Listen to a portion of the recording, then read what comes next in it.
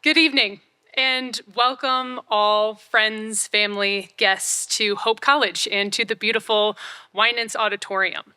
I'm going to begin with this thought, with the promise that things will get better from here. One of my favorite books is Frank Herbert's science fiction novel, Dune. Dune begins by suggesting that readers take the utmost care to situate the novel's protagonist in his place. Not necessarily the place of his birth or his upbringing, but his place, for which he was destined and which he also chose. Hope College is my place in that kind of way. And should someone one day write a record of my life, I would hope he would entreat readers to situate me here. I'm grateful for the opportunity to give this year's Acton Institute Calihan Lecture here, and to welcome you all to my place, even you, Jeff Platt. I'm an assistant professor of political science here at Hope. And when I tell people what I do, I'm usually met with a respectful grimace.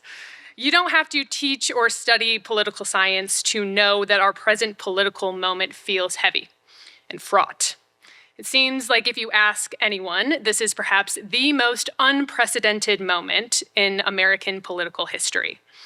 In this moment, if there's one thing we all seem to have in common, it's the sense that things are bad, or have been bad, or stand to get worse. And generally, I actually think that all of those sentiments might in fact be true.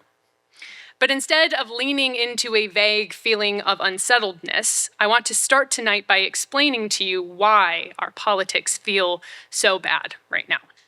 First, our politics feel bad because they are predictable. Even in this unprecedented moment in politics, you would be hard-pressed to find anyone who is truly surprised at the actions of particular politicians, political bodies, or political groups. Instead, it seems like we can all see the various unprecedented moments in our politics coming down the tracks long before they actually happen. Quantitative political scientists make a living on predicting what will happen next in our politics, given what has already happened. And this is possible only because we have so much evidence that our political patterns repeat themselves. Polarization begets more polarization, inflamed rhetoric begets similarly inflamed rhetoric. Neglected voters on one side of the political spectrum take their revenge on the political order that scorned them, and then new voters become neglected and angry. None of this is in any way surprising. In fact, our politics feel in some ways like a never-ending Groundhog's Day of escalating bad behavior. It is all predictable, and it all feels inevitable. Second, our politics feel bad because they are superficial. While you'll find no shortage of strong political opinions among Americans, you are loath to find many Americans whose opinions rest on bedrocks of deeply developed ethics. Our politics sit on the surface of the truly interesting questions of human life. Questions such as, what is good? How do we live together, and can we improve? Our appetites for outrage and sensation, usually directed towards hard-edged and intractable political goings-on, over which we have no real control, dull our sensibilities towards the soft and vulnerable stuff of our immediate human relationships, the needs of our communities, and our very concrete duties to work, homes, churches, and neighborhoods. Our politics miss the forest for the trees. They skim the surface. They pluck the low-hanging fruit, all while inviting distraction from the very things that should command our attention. The big questions of human life and community and the people around us who, by rights, we ought to be engaging these questions alongside. Third, our politics feel bad because they are narrow. Our politics allow for no expansiveness of mind. They demand that people categorize themselves in opposition to each other on principle, that all reservations be left to the side for the sake of winning elections. We wear our politics more as personality traits than cohesive systems of thought, bending the knee to whichever ideological movement we think will make us feel the most important or the most special. We consume with abandon the proclamations and decrees of whatever authorities exist within our ideological circles, whatever experts our ideologies instruct us to believe without question. And the more time we spend down algorithmic rabbit holes consuming targeted political content meant to affirm our idiosyncratic preferences, the worse this gets. Our politics make us small. And these aspects of our political culture obscure the truths of our world, that it is varied and exciting and unpredictable, that it is deep and wide and invites us to ask of it important questions, that it is bigger than us. We blind ourselves to these truths by acquiescing to this kind of political culture. And the theologian Michael Novak, for whom this award is named, warned that the most critical threat to our freedom is a failure to appreciate the power of truth. And indeed, our politics revealed the prescience of that warning. This is not the politics of a free people. This is the politics of a people on their knees. Things feel bad because they are bad, but we are capable of making them better.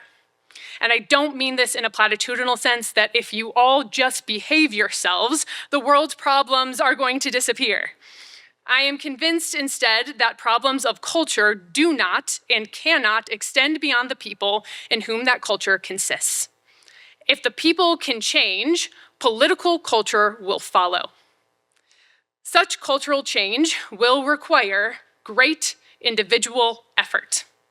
It will require that individuals actively choose what is now a countercultural and little-trodden way of thinking, in opposition to every incentive and invitation to political discourse that currently exists.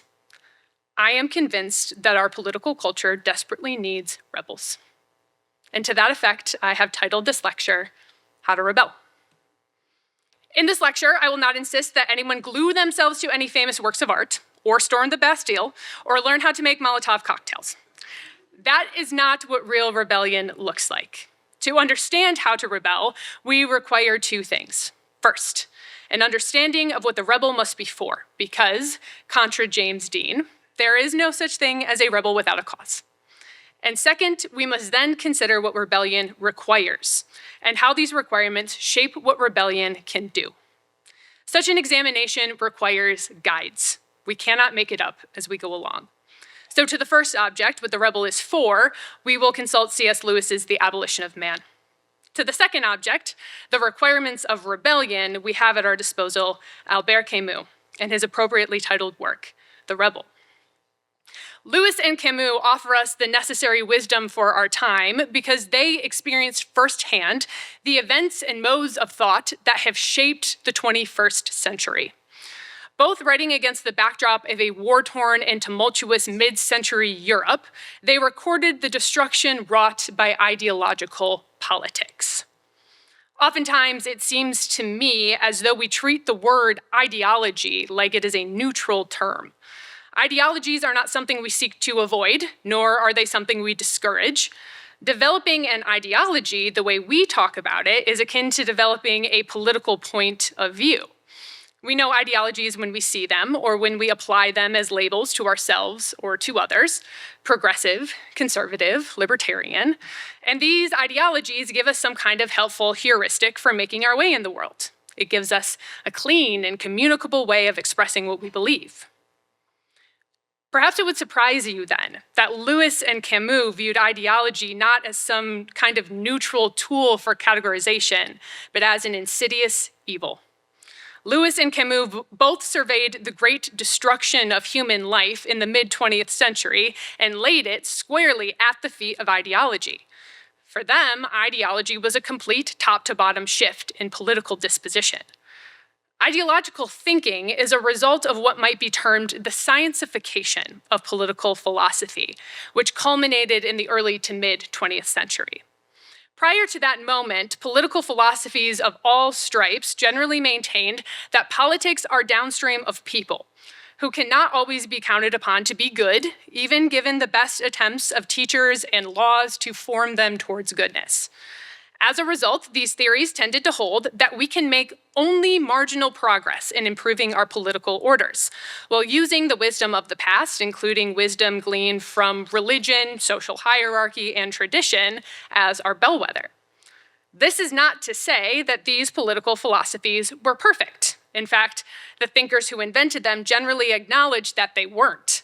They didn't believe that politics could be reduced to a science, only that it is possible to improve on what we have. In the contemporary era, however, new political philosophies emerged that insisted politics could be perfected, brought to total unity and the complete absence of conflict, and that such perfection only required the correct formulation of politics. From this origin point sprung all the well-known isms that persist to this day: communism, socialism, fascism, authoritarianism. The underlying assumption of ideological politics is that humans can achieve ideals if only they form the right politics to serve them. Ideological politics assume that if only a nation can institute the correct authority structures, or enforce the proper sharing of resources, or infamously, if a nation can limit itself to only the right ethnic groups, all the nation's political problems will be solved. This sort of science-ified ideological thinking was the great engine behind the French Revolution, the Bolshevik Revolution, and the Third Reich. All movements that sought to completely reshuffle existing social and political orders and institute new sciences of politics that would achieve particular ideals. There is more than a whiff of utopianism in ideological thinking, which insists that the human political condition can be perfected if only it is properly engineered. As T.S. Eliot wrote, they dreamed of systems so perfect that men no longer needed to be good. It was the problem of ideology that C.S. Lewis examined in the second essay of The Abolition of Man, an essay that he simply titled The Way. Today, in 2025, this essay deserves our attention because ideology remains our primary mode of thinking about politics. In it, Lewis articulated the central fallacies of ideological thinking and offered another way, the way of thinking that can provide its antidote. In a world defined by ideology, this essay offers those who would rebel a clear sense not only of what they ought to rebel against, but what they ought to fight for. In The Abolition of Man, Lewis critiqued the intellectual trajectory of the West, describing in his first essay how an educational focus on rationality to the neglect of the spirit and the soul had yielded a generation of men without chess, who do not know how to feel rightly. In the second essay, Lewis chiseled at the contemporary obsession with rationality from a different angle. Lewis made note of a tendency among the modern intelligentsia to consider traditional modes of morality with skepticism, and to engage in a, quote, cutting away of the, quote, parasitic growth of emotion, religious sanction, and inherited taboos in order that the real or basic values may emerge. Real human values for these innovators, as Lewis called them, are to be found somewhere deep in the human psyche, or else in an imagined state of nature, where the tabula rasa human still resides, unpolluted by things like history, religion, and tradition. In working to get at values this way, Lewis identified that the innovators always run up against the same obstacle, the question of value itself. Take, for example, an act of self-sacrifice. To those who retain some semblance of traditional value, to sacrifice oneself for others might be called noble, or just, or even heroic. And this is because nobility, justice, and heroism are not merely products of individual human rationality, but make sense within the context of a human tradition that conceives of these things not only in the mind, but in the chest. And if this resonates with you, then congratulations. Your sense of value is at least in part determined by history, tradition, and feeling. For the innovators, though, who wish to reject history and tradition and feeling as sources of value, nobility, justice, and heroism do not explain why someone might choose to sacrifice himself for others. If reason is the source of all value, then innovators must explain why one might rationally sacrifice himself, which is a tall order, since to put oneself in harm's way is a quintessentially irrational act. So why then might a rational person sacrifice himself for others? The innovator can't go much further than utility. That self-sacrifice only makes rational sense when considering a person's usefulness in juxtaposition to the usefulness of others. The innovator's idea of rational self-sacrifice for others might look much like the Atastupa scene of the Ari Aster film Midsummer, which includes the ritualized self-sacrifice of elders in a cult once they reach dependency to ease the burdens of the young. Those who are beyond their usefulness to the community exit, stage left, or rather off cliff, as a benefit to those who are more useful than they. There is a cold rationality in this self-sacrifice. The innovators would say it is perfectly logical. They cannot make sense, however, of Sophocles' Antigone accepting the punishment of death to secure funeral rites for her perished brother. After all, Polynices is already dead. Christ on the cross also presents a dilemma for the innovators. Isn't God much more useful than every human life combined? That one would sacrifice oneself for one less useful than oneself out of love or a sense of duty or to satisfy the requirements of justice is foreign to the innovator because these values cannot be established in the mind but arise, at least in part, from the chest. The problem with the innovator's mission for Lewis is that they depend upon individual rationality to furnish their values. And an individual cannot reproduce from his own rationality the generations of inherited wisdom that comprise the core of what humans recognize as good. Lewis argued that this core of values cuts across time and place to unite all of humankind, recognizable in the Tao of Eastern philosophy, which Lewis used as the namesake for this value system, the Hindu Rita, the Bible, and in many of the great pagan and secular philosophers. For Lewis, the Tao is transcendent truth. Our knowledge of it represents all of our best attempts to get at goodness. It is, he wrote, not one among a series of possible systems of value. It is the sole source of all value judgments. If it is rejected, all value is rejected. There has never been and never will be a radically new judgment of value in the history of the world. In other words, truth exists, and we cannot exist outside of it.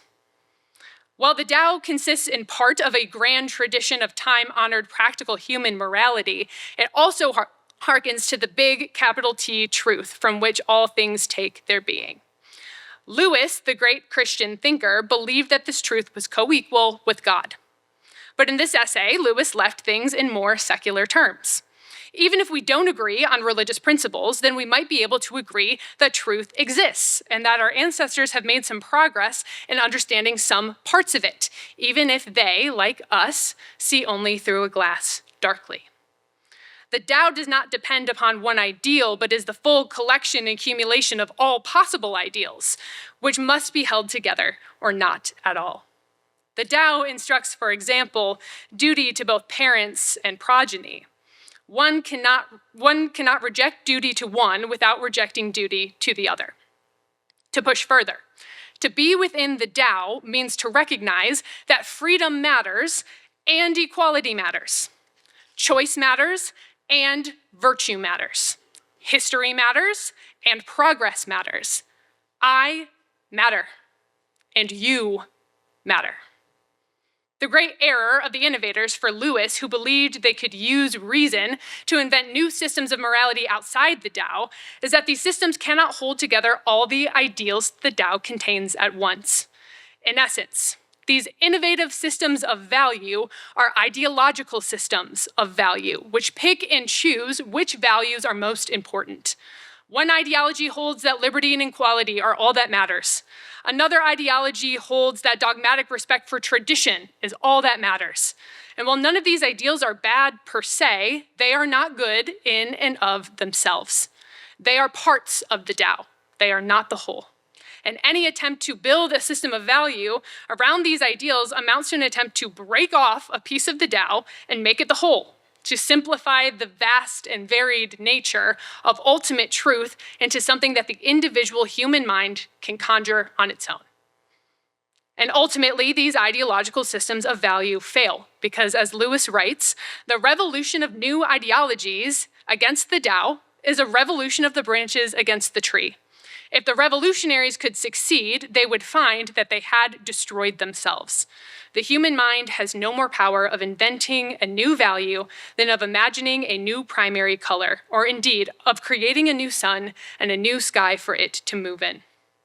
The innovators lack the humility to recognize the limits of their own understanding, and the wonder to appreciate that which cannot be known rationally. They view the human mind and will as essentially unlimited, and refuse to be restrained by ideas of what ought to be done, as opposed to what can be done.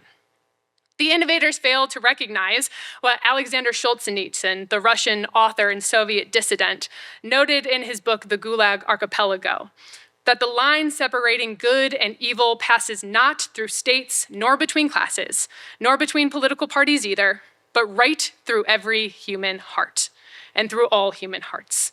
And even within hearts that are overwhelmed by evil, one small bridgehead of good is retained. And even in the best of all hearts, there remains an unuprooted small corner of evil.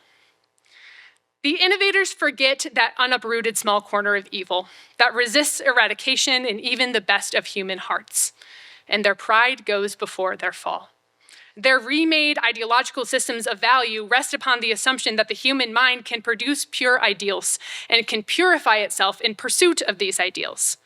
Lewis recognized the obvious, that we are not pure, and that from the crooked timber of humanity, no straight thing was ever made. We are at our worst when we lean upon our own understanding, and as such ought to seek counsel from those who have gone before us, knowing all the while that the human understanding of truth is always partial, always in progress, and always on the way. A life within the Tao is far from a life of certainty. In fact, acknowledging that humans are not the architects of value also implies that humans can be wrong about what is good and what is true. Lewis himself admits that while the Tao itself never changes, our understanding of it can evolve while remaining consistent. To live in the Tao is to accept the limitations of one's own mind with humility, and to forever doubt one's ability to know the truth in its entirety.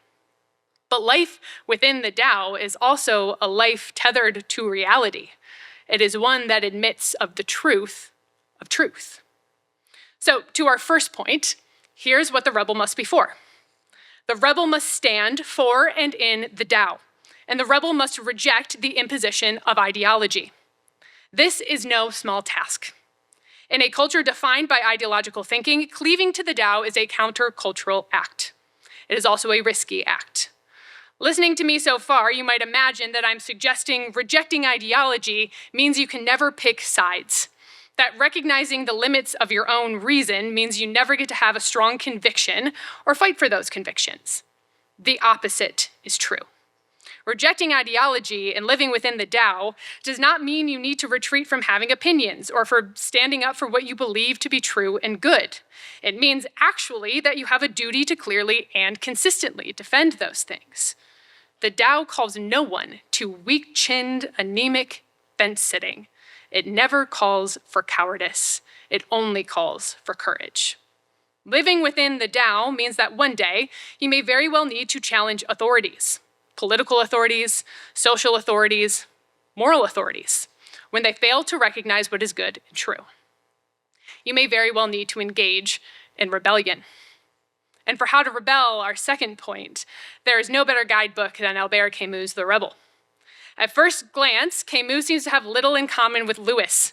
Lewis was a devout Christian and theologian, devoted to asking the big questions of Christian faith and pondering their answers. Camus was a skeptical atheist philosopher. And yet, these two vastly different men wrote texts that complement each other. If the abolition of man helps us understand how to recognize what is good, the rebel helps us understand how to defend what is good. And perhaps obviously, given that he wrote a book entitled The Rebel, Albert Camus was a man generally skeptical of authority. He had no love of established order and believed that such orders were often more likely to harm people than to help them. Some of his best friends and closest intellectual influences, the likes of Jean-Paul Sartre and Simone de Beauvoir, were quintessential examples of the innovators that Lewis warned against, and pioneers of a school of thought that holds, at its base, that objective value is a cultural myth made up by those in power to stay in power. The human atrocities that ravaged Europe during the mid-century to them were proof of the idea that there is no universal good, but only what those in power say is good. Camus, however, continually asserted that objective value must exist because the alternative was nothing short of nihilism.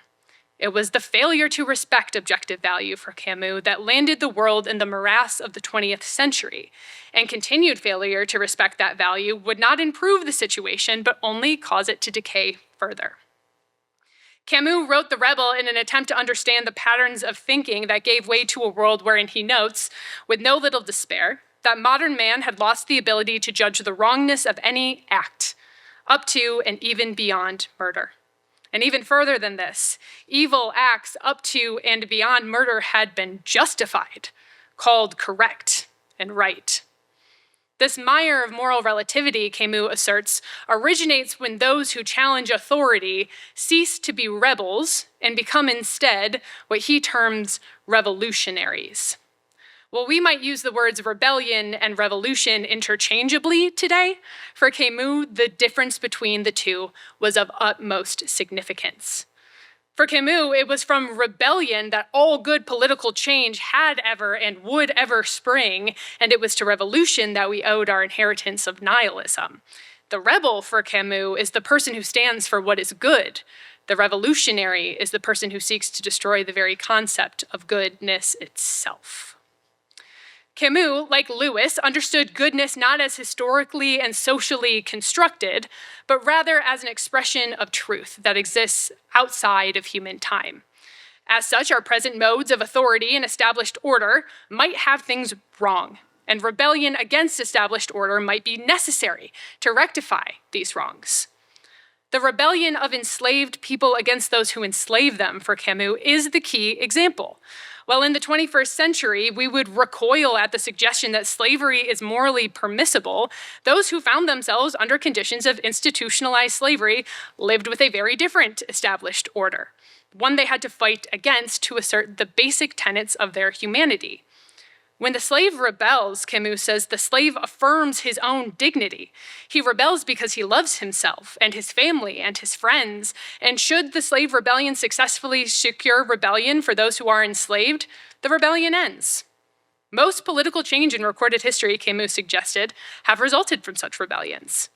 The rebel in Camus' depiction remains tethered to what he calls eternal verities. In other words, he stands within and defends Lewis's Tao. His rebellion aims at the restoration of what is good and true, knowing that humans and human institutions may have it wrong. Rebellion requires three things of the rebel: love, doubt, and limits. First, rebellion has its genesis in love or affirmation. When the rebel draws his line in the sand, he draws that line because he recognizes something within himself as good and true and worth preserving against the slings and arrows of the established order. When the rebel rebels, he rebels for that which he loves, and not, crucially, because he hates those against whom he rebels. While opposition and enmity are perhaps inevitable side effects of the conditions that create rebellion, they are never the source of rebellion. Second, the rebel's love can only exist because the rebel believes in something bigger than his own rationality. As such, the rebel appeals only and always to what is objectively good and true, an intelligible and external standard of value. Because the rebel does not make up his own rules, but agrees to play by the rules of the Tao, the rebel knows that the ends cannot justify the means. If both killing and injustice are wrong, killing in the name of justice is not itself justified. So while the rebel might engage in violence and bloodshed during a rebellion, the rebel remains aware of the costs of these actions and will submit to the consequences for them. He recognizes that any act of violence he commits is his burden alone to bear, and that life and bloodshed always come at the cost of life and bloodshed. To this end, violence is always the rebel's last resort, not his modus operandi. The rebel who engages in violence is the one who willingly sacrifices his right to participate in any future he might win as a result. As Camus puts it, he sacrifices his own right to the we will be to stand for the we are. Everything has a cost, and the rebel is the one who willingly pays his debts because it is right to do so. The rebel accepts the idea that he might be wrong, but remains assured that he has done his due diligence to seek rightness. Finally, rebellion is limited. The rebel seeks clear and discreet redress for wrongs and aspires to no victories beyond the limited scope of his rebellion. The rebel seeks real freedom from the unjust conditions that restrain him. This is not a pure libertinism that demands the ability to do whatever one desires, but is rather freedom with an object. The rebel seeks fundamentally the ability to flourish as a human being.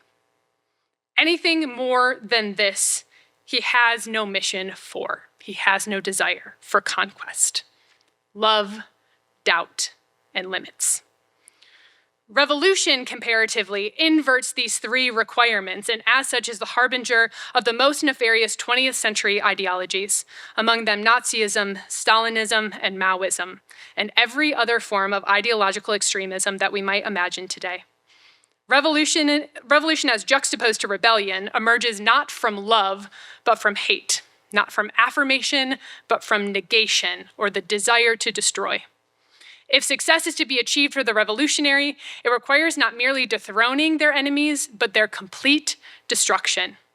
For the revolutionary to succeed, the old order must be torn out, root and stem, and replaced by the new order. No piece of the old can remain. Not its morals, or its politics, or its society, or its economics. Revolutionaries question the very idea of value itself as simply a tool of the established order, rejecting external standards of value as oppressive. Instead, revolution based in ideology justifies all means employed in the name of its ultimate end. In the name of freedom, liberation, equality, or fraternity, revolutionaries may justly kill, maim, and condemn. These righteous causes, in turn, must be so essential, so vital, that they cannot possibly be limited. Revolutionaries seek not only to liberate themselves and their families, but the whole world.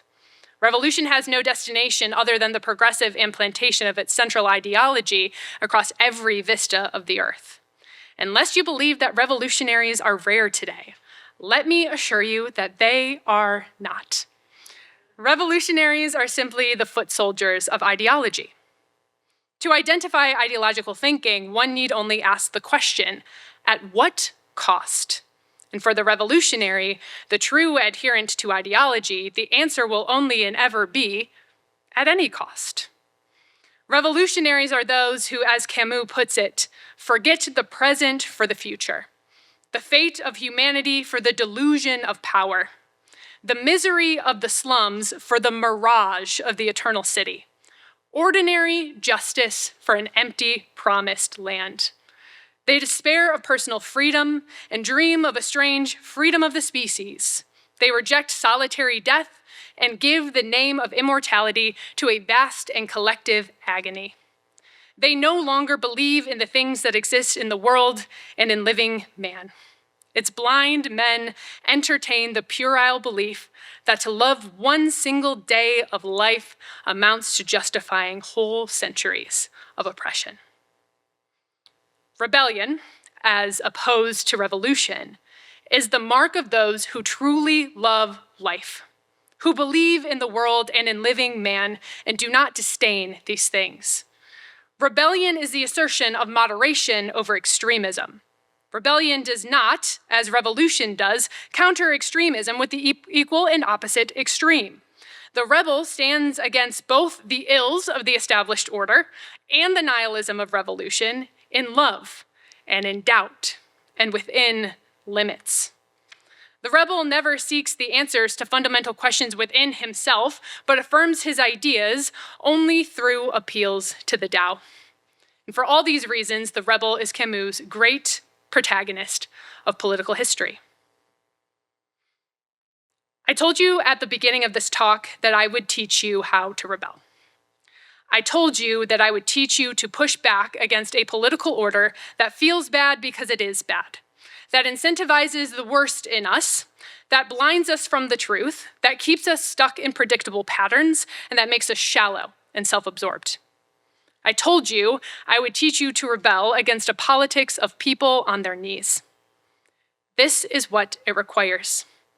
If you, like Lewis and Camus, who came from different places and held wildly different philosophies, can affirm the existence of real objective value, the eternal verities, and the Tao by other names, then you already know your cause.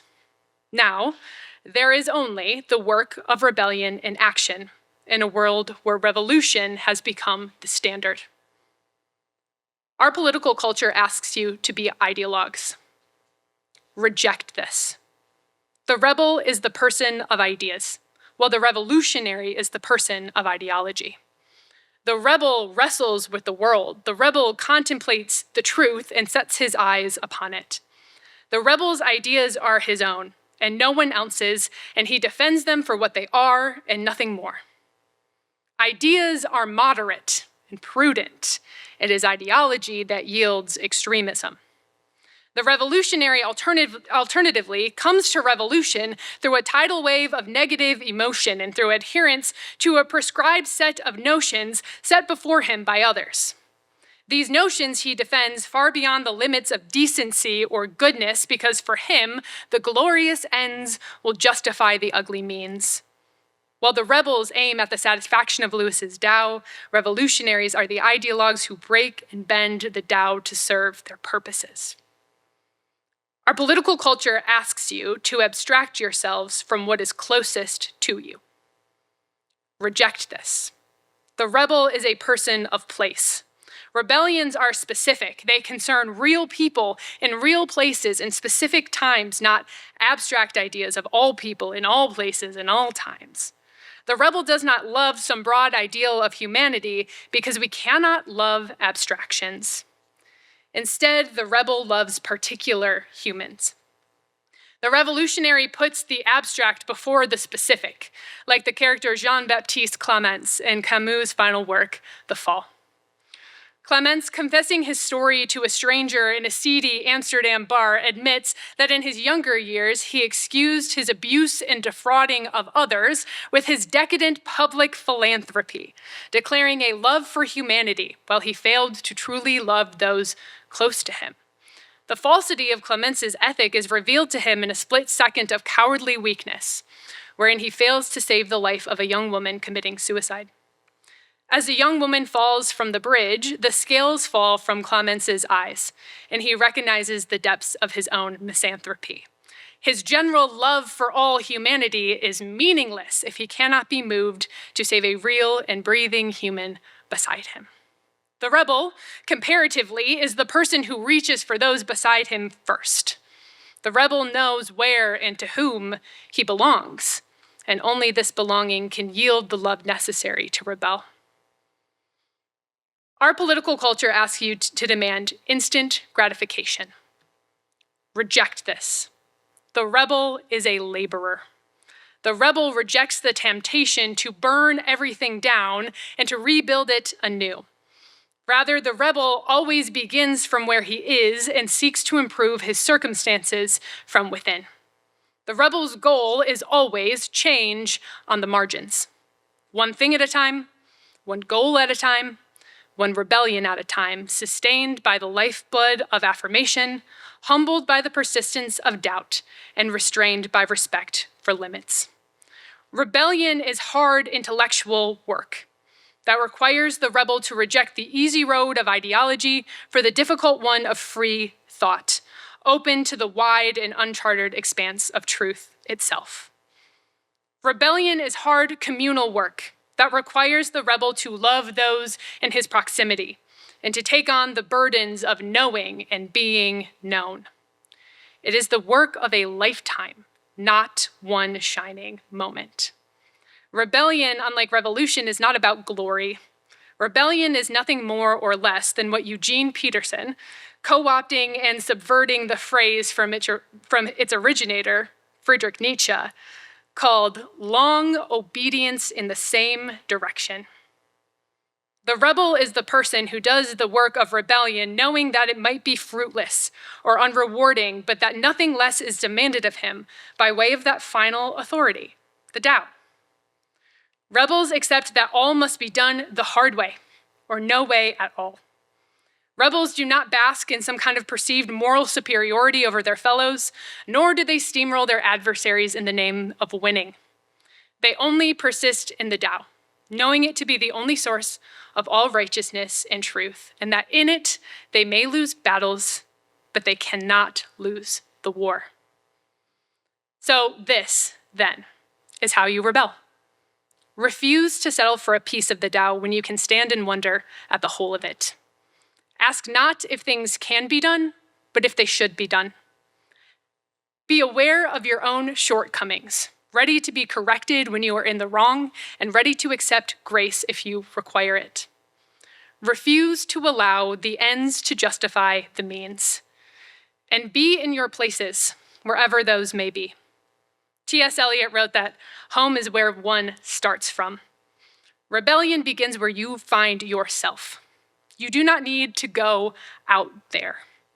You need only orient yourself towards ideas and away from ideology, towards affirmation as opposed to negation, towards humble doubt as opposed to perfect certainty, and to reconcile yourself to the limits of what you ought to do as opposed to justifying what you can do.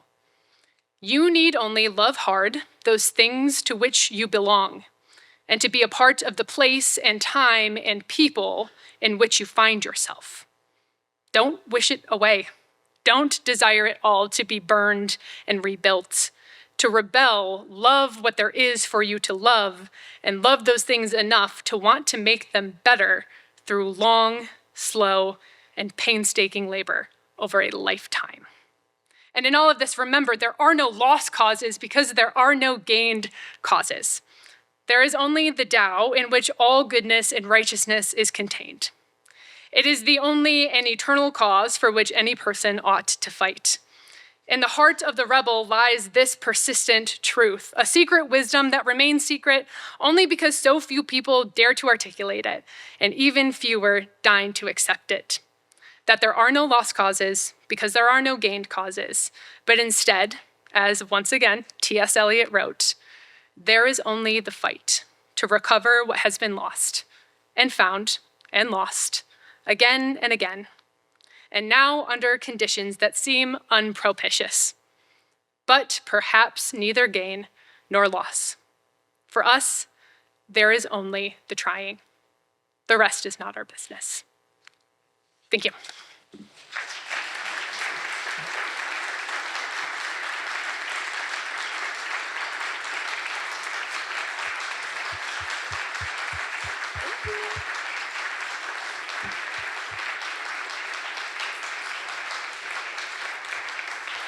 I believe we have a few minutes left for questions, if there are any.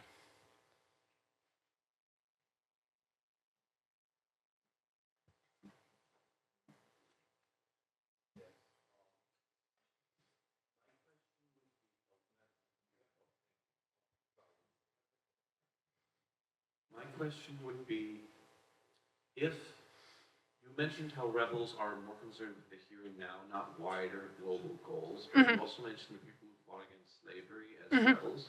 Didn't the rebels against slavery believe that slavery was fundamentally wrong? It shouldn't happen to anyone, anywhere? Right. So rebellion doesn't preclude you from having big ideas of what things ought to look like. But rebellion is going to put your focus on what you can accomplish in your particular place and space. So while you can have those broader goals, it's important to focus first on the people and places closest to you. Does that make sense? One of my most curious students. Thanks, Mark.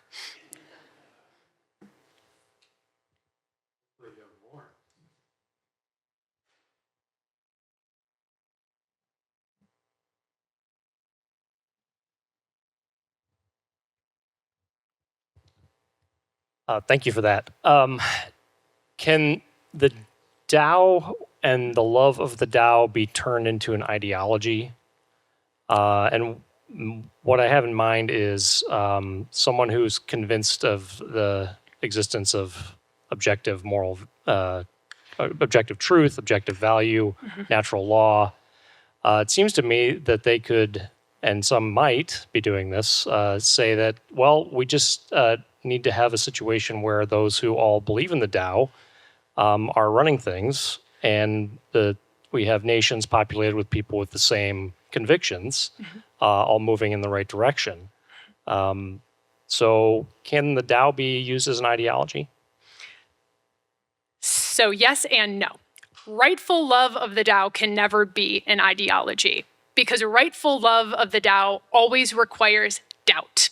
You have to have a sense that eternal truth, capital T truth, is bigger than you or what you have the capacity to understand, which means there needs to be a kind of element of humility. So I would say those who have a love for a particular understanding of the Tao, which is inflexible and makes room for no argument or conversation, make an idol of it, right? And this kind of love of the Tao is not in fact a love of the Tao at all, but an ideological love of a version of the Tao that is not the thing itself.